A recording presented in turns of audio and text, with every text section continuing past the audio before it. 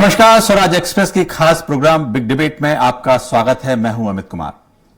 अब की बार 400 पार के चुनावी नारे को हकीकत में बदलने के लिए बीजेपी हर संभव कदम उठा रही है। इसके लिए मध्य प्रदेश की सभी 29 लोकसभा सीटें जीतने का टारगेट पार्टी ने तय किया है। इस टारगेट को पूरा करने के लिए पार्टी के दिग्गज मध्य प्रदेश के लोकसभा क्षेत्रों का चप्पा चप्पा छान रहे हैं। पार्टी के राष्ट्रीय अध्यक्ष जेपी नड्डा खुद मध्य प्रदेश में बैठकर रणनीति बना रहे हैं। इस रणनीति को अमली जामा पहनाने के लिए वे कार्यकर्ताओं को जीत का मंत्र भी दे रहे हैं। इसी पर देखिए आज की हमारी खास पेशकश, जीत का जतन। राजनीतिक दल के कार्यकर्ता है जिसको यह सौभाग्य मिल रहा है कि जब वो चुनाव के मैदान में उतर रहा है तो उसके पहले ही उसके चेहरे पर जीत का आत्मविश्वास साफ दिख रहा है। ये हमारे सामने। तो सुना आपने बीजेपी के राष्ट्रीय अध्यक्ष जेपी नड्डा को। नड्डा मध्य प्रदेश दौरे पर थे। इस दौरान उन्होंने लोकसभा चुनाव की रणनीति बनाई। लोकसभा के चुनावी महाभारत के लिए भाजपा ने अपना चक्रव्यूह तैयार कर लिया है। दरअसल भारतीय जनता पार्टी के राष्ट्रीय अध्यक्ष जेपी नड्डा इंदौर पहुंचे, जहां मालवा निवाड़ की 5 लोकसभा सीटों पर विजय के लिए मंथन किया। इस दौरान नड्डा ने लोकसभा क्षेत्रों के क्लस्टर की बैठक ली। बीजेपी सूत्रों ने बताया कि बैठक में जेपी नड्डा ने जीत के 4 अहम मंत्र दिए हैं। इंदौर क्लस्टर की इस बैठक में करीब 150 पदाधिकारी और कार्यकर्ता शामिल हुए। कार्यक्रम में अपनी बात कहने के बाद नड्डा ने कार्यकर्ताओं से 1-to-1 चर्चा की और उनके सवालों के जवाब भी दिए। नड्डा ने कोर कमेटी की बैठक भी ली। इसमें मुख्यमंत्री डॉक्टर मोहन यादव भी शामिल थे। पटवारी अपनी पूरी कांग्रेस की बैठक नहीं ले पाते, वो इंडिया गठबंधन की कहां से लेंगे? इंडी गठबंधन समाप्त है, सिर्फ नाम के लिए है, जो 4 जून के पास जिसका नामो निशान नहीं बचेगा। भारतीय जनता पार्टी चुनाव लड़ने की फैक्ट्री है। वो 24 घंटा 12 महीने चुनाव लड़ती है। थोड़ा गैर राजनीतिक दिमाग से भी चलना चाहिए ताकि आम आदमी की परेशानियों, उनकी घुटन और बेचैनी का भी पता लग सके। बैठक में इंदौर, धार, रतलाम, खंडवा और खरगोन सीटों के प्रभारी शामिल थे। अन्य नेताओं से फीडबैक लेने के साथ ही कैसे चुनाव में ज्यादा मार्जिन से जीता जाए, चुनाव लड़ने के तरीके भी बताए। उन्होंने पिछले चुनाव में हारे हुए बूथों को जीतने का मंत्र भी बता दिया। बैठक में चुनिंदा बूथ स्तर के आंकड़ों को देखकर कार्य की समीक्षा भी की गई। विस्तारकों का कार्य देखा गया। इस दौरान नड्डा ने कहा कि विधानसभा चुनाव में जिन बूथों पर हम कमजोर रहे हैं उसका चिंतन होना चाहिए और कमियों को दूर करना चाहिए। इसीलिए बूथ को मजबूत करने पर फोकस रखें। हमारा बूथ मजबूत होगा तभी 400 सीटों का लक्ष्य हासिल कर सकेंगे। इस दौरान नड्डा ने कहा कि प्रदेश में एक भी सीट नहीं गंवानी है। पूरी 29 सीटों पर इस बार जीत हासिल होनी चाहिए। इस बार के चुनाव में प्रतिद्वंदी दल नजर नहीं आ रहा। जनता भी कह रही है कि मोदी की लहर है, लेकिन कार्यकर्ता अति आत्मविश्वास में न रहें। प्रधानमंत्री नरेंद्र मोदी 18 घंटे काम करते हैं। 1.25 माह तक हम अपने बूथों पर 15 से 16 घंटे काम कर लेंगे, तो वोट बढ़ाने के लिए तय लक्ष्य को हम पा सकेंगे। बहरहाल चुनावी समर में दावे और वादे, इन दोनों का ही सिलसिला जारी है। ऐसे में कांग्रेस भी विशेष रणनीति के तहत चुनाव लड़ने की बात कह रही है। ऐसे में देखने वाली बात यह होगी कि आने वाले चुनाव में कौन से दल को दिल्ली की सत्ता की चाबी मिल पाती है। स्पेशल डेस्क से स्वराज एक्सप्रेस की रिपोर्ट। इस मुद्दे पर ज्यादा चर्चा के लिए मौजूद हैं बीजेपी प्रवक्ता नेहा बग्गा, कांग्रेस प्रवक्ता धर्मेंद्र शर्मा और वरिष्ठ पत्रकार विनय द्विवेदी जी। बहुत बहुत स्वागत है आप सभी का। सबसे पहले रुक करते हैं नेहा जी, आपने लगातार ये देखा किस तरह से अभी सुना आपने जो कांग्रेस के वरिष्ठ नेता कह रहे थे कि सिर्फ फैक्ट्री बन के रह गए हैं, चुनाव की फैक्ट्री बन गए। क्या रिएक्शन है पहला इसका? अमित जी देखिए, जो कांग्रेस पार्टी पॉलिटिकल टूरिज्म के लिए निकलती हो उसे तो लगातार मेहनत करते हुए राजनीतिक दल से नफरत होगी ही, और कुंठा से प्रभावित जो भरे हुए लोग हैं इस प्रकार की शब्दावली का इस्तेमाल करते हैं। पर भारतीय जनता पार्टी 24 घंटे 365 दिन जनता के समक्ष रहती है, इसलिए अपने ब्लूप्रिंट को लेके जनता के बीच में जा रही है। और मोदी की गारंटी जो है, जिसमें भारत की साख है, विकसित भारत का संकल्प है, देश की अर्थव्यवस्था है, सनातन का परचम है, और साथ में विश्व में जिस तरीके से भारत का मान सम्मान बढ़ा है, इन सबको लेके हम जन जन के बीच में जा रहे हैं। बिल्कुल। भारतीय जनता पार्टी लगातार विजय हो रही है, पर उसके बावजूद आप देखिए कि राष्ट्रीय अध्यक्ष जी आते हैं तो बूथ के कार्यकर्ताओं से चर्चा करते हैं। आदरणीय मोदी जी को आप देखेंगे तो जनता को तो वो संबोधित कर रहे हैं, पर साइड बाय साइड बूथ के कार्यकर्ताओं से चर्चा कर रहे हैं। उसी प्रकार से अमित शाह जी हो, और चाहे प्रदेश की इकाई हो या जिले की इकाई हो, बूथ स्तर पर जाके लगातार ठीक कहा है कि जनता से संपर्क कर रही है। जी, अमित शाह का दौरा हो या नड्डा जी का दौरा हो, लगातार प्रदेश में बड़े नेताओं के दौरे शुरू हो गए हैं। सवाल लेते हैं धर्मेंद्र जी, आपने अभी लगातार सुना कि क्या कांग्रेस की किस तरह से मध्य प्रदेश में तैयारी है? एक सीट जो है छिंदवाड़ा पर सबका फोकस भी है, कितनी सीटों की उम्मीद आप कर रहे हैं? किस तरह की तैयारी आपकी चल रही है? जी नमस्कार। पहले तो आपने जो अभी मेरे नाम के नीचे प्रवक्ता लिखा, तो मैं अभी प्रवक्ता तो नहीं हूं, लेकिन पार्टी की ओर से आपको एक बहुत महत्वपूर्ण बात मैं बता रहा हूं। जी जी, बताएं बताएं। आज कांग्रेस पार्टी से भारतीय जनता पार्टी किस प्रकार बौखलाई हुई है जी। आप ये देखिए, जितने नेताओं पर ये भाजपा के नेता और इनके प्रधानमंत्री, गृह मंत्री भ्रष्टाचार का आरोप लगाते थे, और दूसरे दिन उनको भारतीय जनता पार्टी में शामिल कर पवित्रता का प्रमाण पत्र दे रहे हैं। अजीत पवार चक्की पीसिंग, क्या हुआ? अजीत पवार डिप्टी सीएम हो गए।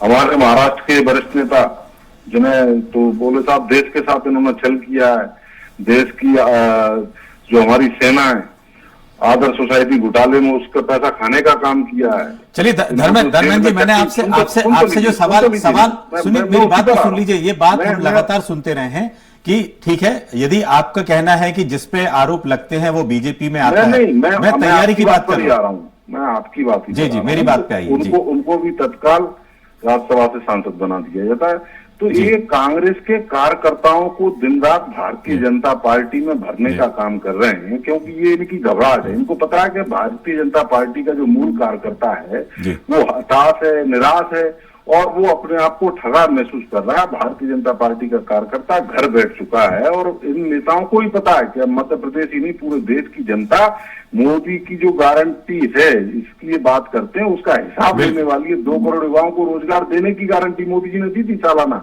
उस गारंटी को तो पूरा नहीं कर पाए। मोदी जी ने गारंटी दी थी महंगाई कम करेंगे। आज माताएं बहनें रसोई के सारे जितने भी रसोई में उपयोग की जाने वाली वस्तुएं, सबके दाम बढ़ चुके, उसका हिसाब मांग रही हैं, लेकिन मोदी जी महंगाई पर बोलने को तैयार नहीं। चलिए धर्मेंद्र जी, आपने बात रखी। स्विस बैंक से काला धन लाएंगे, 15 लाख रुपए गरीब को देंगे। क्या हुआ? स्विस बैंक से काला धन आ गया, प्रत्येक गरीब के खाते में 15 लाख रुपए चले गए? नहीं, ये सब जुमलेबाजी देश की जनता, मध्य प्रदेश की जनता जान चुकी है। और आप देखना, इस बार मध्य प्रदेश में अप्रत्याशित परिणाम आपको देखने को मिलेंगे, और मैं दावा करता हूँ 14 से 15 सीट कांग्रेस पार्टी जीतेगी। बढ़िया, आपका आकलन है, आपकी तैयारी उस हिसाब से। बहुत बहुत धन्यवाद आपका। इस समय एक सवाल राजनीतिक विश्लेषक के रूप में वरिष्ठ पत्रकार विनय जी, आपको लगता है कि इस बार जिस तरह से चुनाव हो रहे हैं, आप तैयारी भी लगातार देख रहे हैं प्रदेश में, क्या कहीं अभी ऐसा लगता है कि तैयारी से आप आकलन कर पाए कि किस तरह से यहाँ पर सीटें मिलने की उम्मीद की जा रही है? देखिए अमित जी, अभी चूंकि चुनाव शुरू ही हुआ है मध्य प्रदेश में जी, और लंबा दौर मध्य प्रदेश में मई तक का है, तो अभी बहुत सारे जो 4 चरणों में शायद मध्य प्रदेश में चुनाव होने, तो अलग अलग दौर में अलग अलग मुद्दे आएंगे और अलग अलग माहौल आपको देखने को मिलेगा।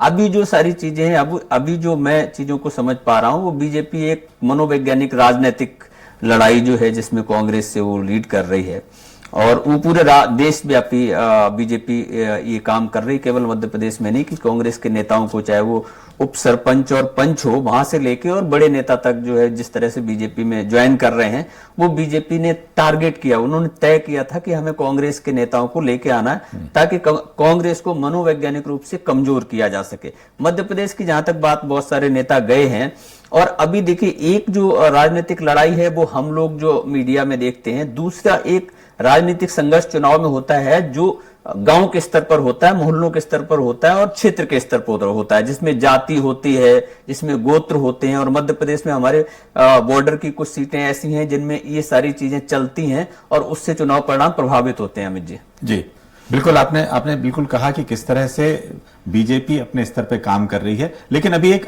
कांग्रेस के जो नेता थे उन्होंने एक सवाल उठाया था, उसका जवाब ले लेते हैं नेहा जी।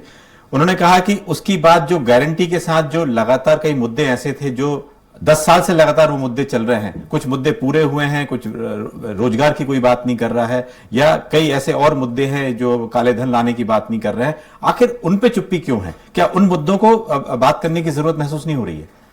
अमित जी, जो कांग्रेस पार्टी के प्रवक्ता नेता बेरोजगारी या रोजगार का प्रश्न उठाते हैं, आपको ध्यान होगा कि अभी हाल ही में कुछ समय पहले तक राजस्थान में कांग्रेस की सरकार थी और बेरोजगारी में नंबर 1 राजस्थान चल रहा था।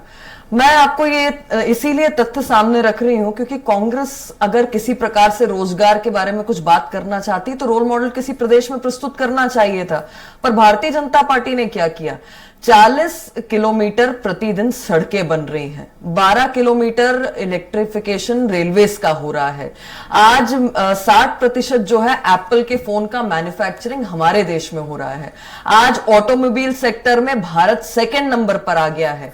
यूएस जो बहुत ही आर्थिक तौर पर मजबूत माना जाता था, उसके जो प्रमुख 2 बैंक हैं, सिलिकॉन वैली और दूसरा बैंकरप्सी के तरफ बढ़ गया है। चाइना जो एक बड़ी अर्थव्यवस्था मानी जाती थी और हमारे यहाँ पर पॉपुलेशन भी लगभग दोनों जगह पर सेम है, वहां पर आप देखिए कि 40% से ज्यादा रियल एस्टेट जो है वो लुढ़क गया है। जापान को आप देखेंगे तो 34 इयर्स की प्रथम बार ऐसा हो रहा है कि उसकी अर्थव्यवस्था इतनी बुरी तरीके से लुढ़की और भारत 5वीं से तीसरी अर्थव्यवस्था बनना जा रहा है। जो मूल था, स्क्रैच से मोदी जी ने आके शुरू किया। हमारे पास शौचालय नहीं थे, आज शौचालय महिलाओं को उपलब्ध कराए गए। हमारे पास अगर डीबीटी के माध्यम से पैसा भेजना होता था जिससे ट्रांसपेरेंसी बने रहे तो अकाउंट नहीं थे, आज वो अकाउंट खोलने का काम आप किया है। लगातार उन मुद्दों को गिना रही, लेकिन जिन 2 मुद्दों के बारे में पूछ रहे थे उसके बारे में आपने जरूर कहा। मैंने आपको बताया, मैंने आपको रोजगार के बारे में बताया कि अगर भारत के अंदर आज हम डिफेंस के क्षेत्र में एक्सपोर्टर बन गए हैं तो ये प्रथम बार हो रहा है। भारत में आज अगर हम मोबाइल सेक्टर के मैन्युफैक्चरर बन गए तो ये पहली बार हो रहा है। अगर आज भारत का सबसे बड़ा टनल ऊपर जो बना है मुंबई में, तो वो भारत में पहली बार हुआ है। अगर नदी के नीचे सबसे बड़ा टनल बना है जिसपे हमने मेट्रो चलती हुई दिखी तो ये पहली बार हुआ। और ये विश्व में पहली बार हुआ है कि हम लार्जेस्ट टनल है अंडर वाटर, हम लार्जेस्ट टनल है अबव रोड।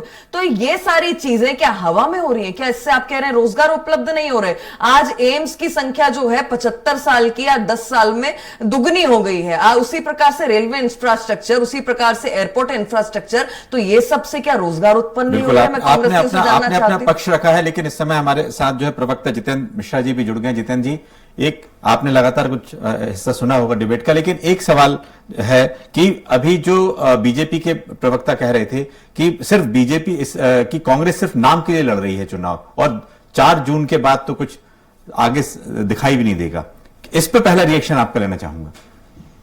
नहीं, देखिए, अभी जनता पार्टी की प्रवक्ता को मैं सुना जी, उन्होंने तो आसमान से तारे तोड़ के लाने की बात कही, लेकिन ये देश में दिखाई क्यों नहीं दे रहा है? इस देश में अगर आपने अच्छा काम किया है तो फिर महंगाई लगातार बढ़ती क्यों जा रही? इस देश में रोजगार की बात क्यों नहीं कर रहे आप? इस देश में भ्रष्टाचार का आलम यह है कि चपरासी के छापा डालो, करोड़ों रुपए निकल रहे हैं। आपने कहा था बहुत हुई महंगाई की मार, अब की बार मोदी सरकार, क्या जवाब है आपके पास? आपने कहा था 2 करोड़ लोगों को रोजगार देंगे, कहाँ है वो रोजगार? ये देश जानना चाहता है। और भारतीय जनता पार्टी कभी पाकिस्तान की बात, कभी जापान की बात, कभी चाइना की बात करके उसको मोड़ने का प्रयास करती है। इस देश पे आपको जवाब देना पड़ेगा। आप ये बताइए कि जब आप 400 पार का नारा देते हैं और अमित शाह से सवाल किया जाता है कि बंगाल में तो 200 पार की बात कर रहे थे आप, दिल्ली में तो 40 पार की बात कर रहे थे, वो नारा कहाँ गया? वो हवाई क्यों हो गया? तो उन्होंने कहा ऐसे नारे हम अपने कार्यकर्ताओं को उत्साह के लिए देते रहते। निश्चित तौर पर भारतीय जनता पार्टी को असलियत को मालूम है, वो जानती है कि देश में बेरोजगारी पर सवाल खड़े होंगे, इस देश में महंगाई पर सवाल खड़े होंगे, इस देश में नवरत्नों को बेचने पर सवाल खड़े होंगे, इस देश में भ्रष्टाचार पर सवाल खड़े होंगे, क्योंकि हमने कहा था कि काला धन वापस लाएंगे। आज 3 गुना काला धन विदेश में जमा हो गया। आपकी सरकार में बैठे लोगों का धन नहीं है, तो आपने इसको मोड़ने का प्रयास किया, आपने 400 का नारा देने का प्रयास किया, लेकिन असल में है क्या, सांप्रदायिक कार्ड चल नहीं पा रहा है, देश की जनता विकास पे सवाल पूछने लगी है और इनके पास जवाब नहीं है, इसलिए जापान से चाइना तक की बात जितेंद्र जी एक इसका एक छोटा सा और जवाब दे दीजिए। क्या मध्य प्रदेश की, चूंकि हम लगातार किस तरह की तैयारियों में बात कर रहे हैं कि अभी आपके कांग्रेस के बड़े नेताओं की रैली, चूंकि आप 4 चरणों में चुनाव होने हैं, लगातार स्टेप बाय स्टेप आगे बढ़ना है, तो अभी कोई ऐसी गतिविधियां कब तक शुरू होंगी? देखिए, हमारे प्रदेश अध्यक्ष लगातार दौरा कर रहे हैं, आपने भी देखा होगा। हमारे सीएलपी लीडर लगातार दौरा कर रहे हैं, आपने देखा होगा। हमारे अनेक नेता लगातार चुनाव लड़ रहे हैं। ये कहते थे कि चुनाव में बड़े नेता भाग रहे हैं, सारे नेता अपने अपने क्षेत्र में लगे हुए, जिसको जो जिम्मेदारी दी जा रही है वो कर रहा है पूरी। आप ये देखिए कि जिस तरीके से हमने घर घर चलो अभियान चलाया, जिस तरीके से आपने देखा गांधी चौपाल का आयोजन हुआ, राहुल जी की यात्रा लगातार हो रही है, आपने देखा। इन सबके पीछे यही कारण था कि भारतीय जनता पार्टी की सरकार को बेनकाब किया जाए, उनसे वो सवालों के उत्तर मांगे जाए जिसको लेके उन्होंने वादे किए थे। लेकिन आज आप ये बताइए, क्या महंगाई नहीं है इस देश में? क्या भ्रष्टाचार नहीं है इस देश में? क्या बेरोजगारी नहीं है इस देश में? ये 3 ट्रिलियन की बात करते, कभी 5 ट्रिलियन की बात करते। अरे जो 2047 की बात आप कर रहे हैं, जब वर्तमान चौपट हो जाएगा, जब 80 करोड़ लोगों को अनाज देने का इस देश में नंबर आ गया, आप अंदाज लगाइए विकास कहाँ है, तरक्की कहाँ है। आपको मुफ्त अनाज देना पड़ रहा है 80 करोड़ लोगों को 2047 तक। जब आप कह रहे हैं कि कड़े निर्णय, देश बर्बाद हो जाएगा। जब यहाँ की जनता परेशान, जितेंद्र जी आप लगातार उन मुद्दों की बात कर रहे हैं। मैं एक छोटा सा जो हमारे सवाल है वो, विनय जी आप भी लगातार सुन रहे हैं किस तरह से घूम फिर के बात जो है लगातार कांग्रेस के मित्र जो है इसी तरह का उठा रहे हैं कि बेरोजगारी है या बाकी जो मुद्दे लगातार वो गिना रहे हैं। कि आपको लगता है इस तरह के मुद्दे पब्लिक से अभी कहां तक हैं, क्या कहां गायब हो गए हैं, किन मुद्दों पे लड़ा जा रहा है, अभी कुछ चीज समझ में नहीं आ रही है? आप क्या इसको मानते हैं? देखिए, मुद्दे तो गायब बिल्कुल नहीं होते। इसलिए नहीं होते कि जब जो है गैस 400 रुपए में होती थी, और उसमें भी जब एलपीजी की बात कर रहा हूं, उसमें भी सब्सिडी बैंक अकाउंट में आती थी। उस समय बीजेपी के नेता सिलेंडर को लेके हाथ ठेले पे रखकर घूमते थे और महंगाई के खिलाफ आंदोलन करते थे। जनता ने उनका साथ दिया। पेट्रोल का मामला था, बीजेपी के लोगों ने बहुत जबरदस्त आंदोलन किया, जनता ने उनका साथ दिया। ये वो मुद्दे हैं जो रोज लोग पीड़ित होते हैं इन सवालों से, क्यों? क्योंकि उनकी जेब से पैसा जाता है। तो इसके लिए कोई जो है बहुत बड़े अभियान की जरूरत नहीं होती है। लोगों में गुस्सा होता है, हाँ, केवल इतना सा मामला है कि उस गुस्से को कांग्रेस जो है वो सही तरीके से अगर संगठित कर देती है तो वो चुनाव में कांग्रेस के पक्ष में काम करता है। बीजेपी ने 2012 से 14 में ये काम बहुत सफलतापूर्वक और बखूबी किया भी है। कांग्रेस वो नहीं कर पा रही है। लेकिन ये बिल्कुल नहीं है कि ये मुद्दे गायब हैं, क्योंकि देखिए, जनता जिन चीजों से समस्या से पीड़ित होती है वो सदैव उसके साथ रहते हैं। हाँ, ये बात जरूर है कि जो भारतीय जनता पार्टी वर्तमान में है उसका जिस तरीके से काम करने का तरीका है, जिसको मैं मोदी बीजेपी कहता हूं, वो ये जरूर है कि उन्हें बहुत बेहतर तरीके से मालूम है कि मुद्दों को डाइवर्ट कैसे करना है और अपने मुद्दों को, जो जनता के मुद्दे हैं, उनके ऊपर कैसे लेके आना। बिल्कुल विनय जी, आपने एक बात बिल्कुल यहां पे कही है कि मुद्दों को उठाने की जो जिम्मेदारी है, जवाबदारी है विपक्ष की दलों की है, वो बात करेंगे, जितेंद्र जी से ही बात करेंगे। नेहा जी, क्या इन मुद्दों को लगातार, जिस तरह से महंगाई की बात है, क्या महंगाई पे बात करना बीजेपी नहीं चाहती है, उसके अलावा दूसरे मुद्दों पे बात करना चाहती है, या जो मंदिर वाली बात है, चलिए मंदिर बन चुका है, सब कुछ हो चुका है, क्या अब लगता है कि जनता के सामने इन जवाब किस तरह से दिया जाएगा? अमित जी, भारतीय जनता पार्टी किसी मुद्दे को भुलाने में नहीं लगी रहती। मैं सर्वप्रथम तो ये कहूंगी कि भारतीय जनता पार्टी ने जिन मुद्दों को तय किया है उसको पूर्ण करके दिखाया है, जिसको हम मैनिफेस्टो कहते हैं। चाहे प्रभु श्री राम का भव्य दिव्य मंदिर बनने की बात हो, कांग्रेस ने बहुत रोड़े अटकाए और प्रभु श्री राम को काल्पनिक तक बताया, और जो अभद्र भाषा सनातनियों के लिए डेंगू, एड्स, मलेरिया जैसी इस्तेमाल की है वो जनता ने देखा है। भारतीय जनता पार्टी ने 370 धारा हटाई, जिसपे कांग्रेस ने संविधान के एक अंश में तो यही लिख दिया था कि हमारा जो संविधान निर्माता है, जो हमारे सांसद हैं, वहां को लेके कोई संविधान नहीं बना सकते। आज महिलाओं को अधिकार मिला है वहां पर जीने का, प्रॉपर्टी राइट्स मिले हैं, उसी प्रकार से युवा जो है रोजगार की तरफ आगे बढ़ रहे हैं। आज तक 75 साल का सर्वाधिक टूरिज्म वहां पर पहुंचा है। आज देश का इकोनॉमी देखिए कि जम्मू कश्मीर की किस तरीके से ग्रो कर रही है, किस तरीके से इंफ्रास्ट्रक्चर डेवलपमेंट हो रहा है। और कुल मिला के जितने प्रधानमंत्री हुए वो जितनी बार नहीं गए होंगे, माननीय नरेंद्र मोदी जी गए हैं। मैं दूसरी बात आपसे कहना चाहूंगी, मैंने पूछा था कि कांग्रेस रोजगार की जब बात करती है तो क्या ये जो डेवलपमेंट हो रहे हैं, देखिए दृष्टिहीन को तो हाथ पकड़ के आप दूर तक थोड़ा चला लेंगे, पर जो आंखें होने के बाद अंधा बना रहेगा उसका कोई इलाज नहीं है। क्या इन सब चीजों से रोजगार नहीं उत्पन्न हो रहे हैं? और तीसरी इंपॉर्टेंट बात कि अगर कांग्रेस के पास कोई मॉडल है रोजगार का, क्योंकि आप 65 साल देश में आपने राजनीति की है, आपकी सरकारें रही हैं और आज भी सरकार है। आप देखिए कर्नाटक की स्थिति क्या बन रही है, हिमाचल जिस तरीके से वहां पर प्रदेश की अर्थव्यवस्था लुढ़क रही है, ओवरड्राफ्ट की स्थिति बनी हुई है, जितने वादे किए थे उसमें से एक भी पूरा नहीं हो रहा, तो ये हमारे सामने है। और चौथी इंपॉर्टेंट बात, चाहे सीएए हो, चाहे ट्रिपल तलाक हो, जो जो भारतीय जनता पार्टी ने कहा है वो पूर्ण किया है। अभी पेट्रोलियम डीजल की बात हो रही थी कि भारतीय जनता पार्टी इसको मुद्दा बनाती थी। देखिए कोई भी विपक्ष में हो उसे मुद्दा बनाना चाहिए, महंगाई जनता का विषय है, इसलिए आदरणीय प्रधानमंत्री जी जब जब अवसर मिलता है उसको कम करते हैं। कांग्रेस की सरकार थी जब कोरोना के बाद पेट्रोल डीजल के दाम कम किए गए थे, पर क्या कांग्रेस की सरकारों ने अपने राज्यों में किया था? नहीं, क्योंकि जनता से कोई लेना देना नहीं है, इनको अपनी कोई राजनीति करनी है। कांग्रेस को यह भी बताना चाहिए जब पेट्रोल डीजल और पेट्रोल गैस की बात करते हैं ये, कि 2014 चुनाव को जब कुछ ही समय बचा था उससे पहले कांग्रेस ने करार कर डीरेगुलराइज किया हमारे पेट्रोलियम कंपनीज को और ये लिक्विड गैस कंपनीज को, जिसकी वजह से आज भी भारत की प्रत्येक जनता को उसका कर चुकाना पड़ रहा है, उसका ब्याज देना पड़ रहा है। पर यूक्रेन की जिस तरीके से महायुद्ध चल रहा है, अफगानिस्तान में जो परिस्थितियां बनी, इजराइल में जो परिस्थितियां बनी हैं, उसके बावजूद भारत की अर्थव्यवस्था अगर एक मजबूती के साथ खड़ी हुई है तो ये मोदी जी का मॉडल है, ये मोदी की गारंटी। नेहा जी जरूर, आपने जिस तरह से कहा है कि पेट्रोल डीजल में जिस तरह से रेट कम हुए हैं, चुनाव आचार संहिता लगने के कुछ दिन पहले ही हुए थे, लेकिन जितेंद्र जी आपने नेहा जी का भी सुना जिस तरह से बता रही हैं, हो सकता है कि उन बातों में उन्होंने कुछ बातें कही हैं कि महंगाई किस तरह से कम हुई है या कम करने की कोशिश की जा रही है। मेरा सवाल यह है कि जो इस समय लोकसभा चुनाव के दौरान जो जीतने के एक प्रयास होना चाहिए, क्या आपको ऐसा है कि कितनी सीट, यदि मध्य प्रदेश की बात की जाए तो कितनी सीट आप ऐसा लग रहा है कि आपका प्रयास बड़े नेताओं के साथ, क्योंकि राहुल गांधी जी का दौरा भी 8 तारीख को है मध्य प्रदेश में, कहां कैसे शुरू होगा कि यहां पर और मुद्दों को उठाया जाएगा? देखिए पहली चीज तो ये कि नेहा जी फिर आ गई इजराइल और यूक्रेन पे। क्या है, हिंदुस्तान की बात करेंगी तो जवाब नहीं है इनके पास, इसलिए कहीं इजराइल आती है, कहीं यूक्रेन की बात करती है, कहीं जापान की करती है, कहीं चाइना। अरे हिंदुस्तान का जवाब तो देना पड़ेगा। महंगाई है ये किसी से छिपा नहीं है, भ्रष्टाचार है किसी से छिपा नहीं है।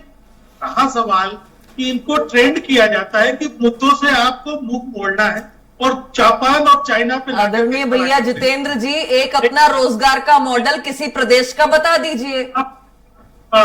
कि जब आप पेट्रोल डीजल की बात कर रही है, जब 48 डॉलर प्रति बैरल से नीचे का रेट है कच्चे तेल का, और जो हमारे रेट की बात कर रही है, तत्कालीन कांग्रेस की सरकार $150 प्रति बैरल का रेट हुआ करता था। कम से कम इसके आंकड़ों पर तो नजर डाल लीजिए। आप तो कुछ भी कह रही है कांग्रेस की सरकार। अरे कांग्रेस की सरकार का जो कर्ज था उससे 20 गुना ज्यादा वसूल चुकी है आपकी सरकार, इस पर भी ध्यान दे दीजिए आप। रहा सवाल चुनाव जीतने का, आपने देखा होगा कि हमारे प्रत्याशी लगातार कड़ी चुनौती पेश कर रहे, 13 से लेकर 18 सीटों पर भारतीय जनता पार्टी को पराजित करेंगे। इसके पीछे कोई बहुत बड़ा कांग्रेस का योगदान नहीं है, इसके पीछे वो मुद्दे जो घर घर में चाहे, इनको ले जाने की जरूरत नहीं है। ये क्या महंगाई से महिलाएं पीड़ित नहीं है? क्या किसान उसके साथ धोखा नहीं हुआ जिससे कहा गया था कि 2017 में स्वामीनाथन रिपोर्ट लागू करेंगे और आपकी आमदनी दुगनी करेंगे? आज किसान क्यों आत्महत्या कर रहा है, क्यों लाठी खा रहा है? क्योंकि सरकार का ध्यान इस तरफ नहीं जा रहा है। रहा सवाल रोजगार का, आज आप देख लीजिए कितनी नौकरियां कम हो गई, रोजगार के अवसर कम हो गए। ये पकौड़े बनाने को रोजगार कहते हैं। निश्चित तौर पर समस्याओं से मुंह मोड़ रहे। अभी तो हिंदुस्तान पाकिस्तान आना है, अभी तो शमशान कब्रिस्तान आना है।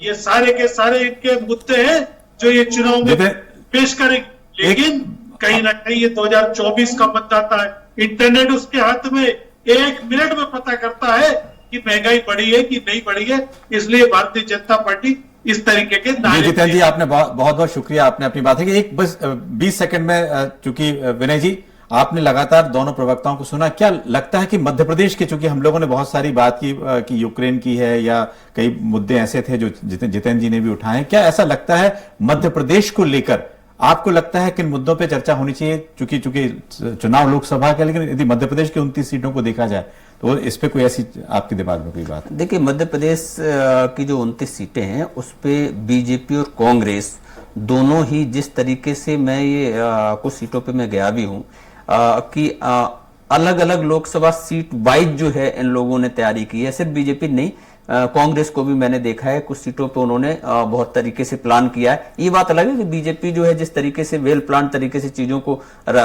इम्प्लीमेंट करती है, कांग्रेस के पास उतना संगठन उस ताकत का नहीं है, इसलिए वो नहीं कर पाती। तो मध्य प्रदेश की जो सीटें हैं उन पर आप देखिएगा कि 1 to 1 कुछ सीटों पे बहुत ही नजदीकी मुकाबला होने का चांस मुझे मौका लग रहा है। और इसमें सबसे बड़ी बात यह है कि इसमें कुछ बॉर्डर की सीटें होंगी, जो चंबल के एरिया से 1-2 सीटें होंगी, आपके विंध्य के 1-2 सीटें होंगी, और 1-2 सीटें जो है वो ट्राइबल एरिया की होंगी। ये कुल मिला के जो है 6-7 सीटें मुझे ऐसी लग रही हैं जिनमें बहुत नजदीकी मुकाबला। बिल्कुल, आपने ठीक कहा कि 6-7 सीटों पर बीजेपी कांग्रेस से नजदीकी मुकाबला है, लेकिन इसका रिजल्ट क्या आता है ये जून 4 के बाद मालूम पड़ेगा। आप सभी मेहमानों का बहुत बहुत शुक्रिया। बिग डिबेट में इतना ही, दीजिए इजाजत, नमस्कार।